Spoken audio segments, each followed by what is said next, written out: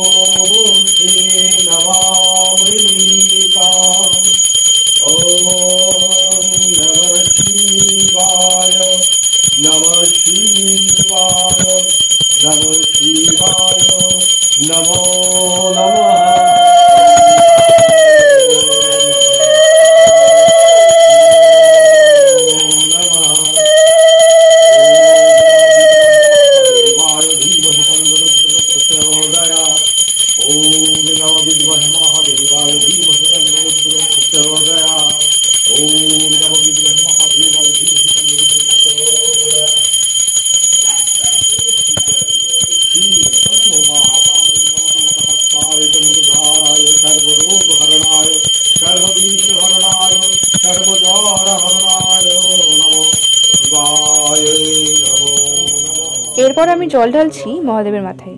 তোমরা সকলে দেখতে পারবে মহাদেব তার পুজোটা কিভাবে আমাকে দিয়ে করিয়ে নেবে।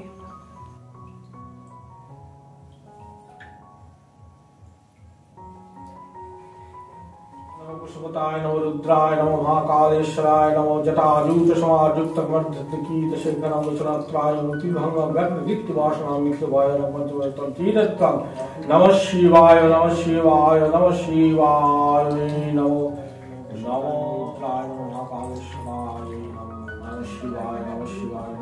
এত সব জল ঢালছে, এটা ঠান্ডা লাগবে না? এবার ওগুলো পুরো দিবি নাকি অল্প দিবি? আচ্ছা দেখ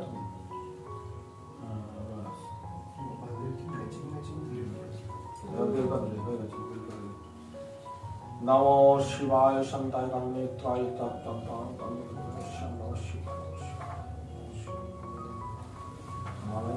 আপনাদের মালা আছে নাকি? হ্যাঁ আছে তো। হ্যাঁ পড়া না। ও আবার কি লিখেছে জানি পাতায়?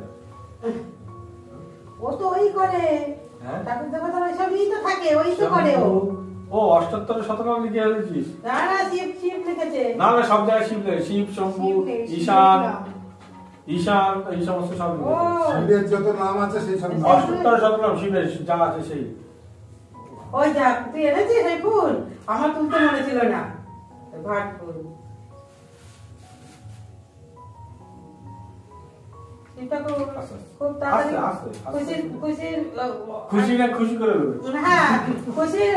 মানে কোন কি বলবো, সাধু বাড়ি বিয়ে দিয়ে দাও। সাধু না, নিরামিষ খাই সেই বাড়ি। হ্যাঁ ওই তো, সাধু হলেও চলবে না, নিরামিষ বাড়ি ওর মানে করে দাও। নিরামিষ খায় নাকি? হ্যাঁ ও ওটা রান্না করে না, নিরামিষ খায় পুরো। তাই নাকি? একাদশী করে জানেন? হ্যাঁ 3 বছর ধরে 3.5 আবার একাদশী করে। তাই নাকি? বাবা, ওই জন্যই তো বলছি নিরামিষ খায়, এরকম ছেলে থেকে ওর বিয়ে হোক।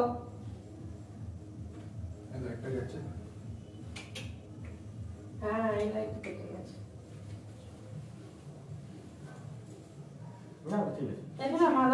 তো ইয়ে থেকে সব দিয়েছিস তো? ও ফলগুলো একটা একটা মাথায় থাকা, মাথায় থেকে ওটা রাখ। নমস্কার বলে মাথা ঠিক হয়ে গেল। হ্যাঁ, তাহলে ফলগুলো পুজো হয়ে গেল। শ্রীফল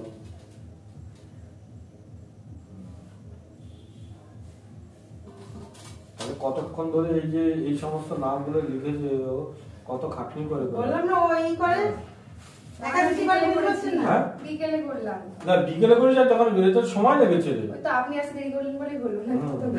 ঠিক আছে, সুন্দর হয়েছে। বাহ, আমি এটা কিন্তু আমি প্রথম এই ভক্তিটাই তোমরা থাকবে খুশি। ওই এটাই বজায় থাকবে, সেরকম বাড়ি যদি বিয়ে হয়, বুঝছেন তো? ওটা আপনি কোনটা কোনো উপোস করতে করো। হ্যাঁ, শিব ঠাকুরকে একটু নম করো। করে অমন করে দাঁড়িয়ে হ্যাঁ, না তা করে না, কিন্তু ওই যে কাজ করবে। হ্যাঁ, বসে থাকো। চলে বাবালে, এটা মা না? এটা হ্যাঁ, এই কথা শুনে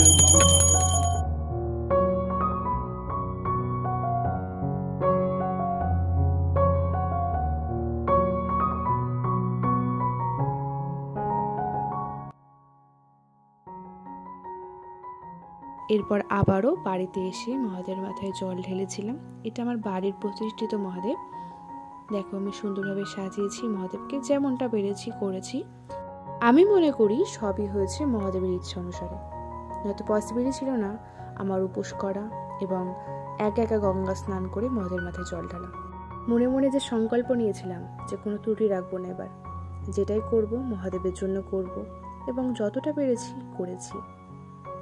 জয় শিবশম্ভু। সকলে ভালো থাকবেন, সুস্থ থাকবেন এবং কমেন্টে অবশ্যই রাধে রাধে লিখবেন। হরে কৃষ্ণা।